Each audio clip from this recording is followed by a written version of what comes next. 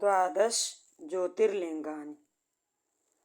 सौराष्ट्रे सोमनाथं च श्रीशैले मल्लिकार्जुनम् उज्जैन्यां महाकालम् ओंकारममलेश्वरम् परल्यां वैद्यनाथं च डाकिन्यां भीमशङ्करम् सेतुबन्धे तु रामेशं नागेशं दारुकावने वाराणस्यां तु विश्वेशं त्र्यम्बकं गौतमीतटे हिमालये तु केदारं घुष्मेशं च शिवालये।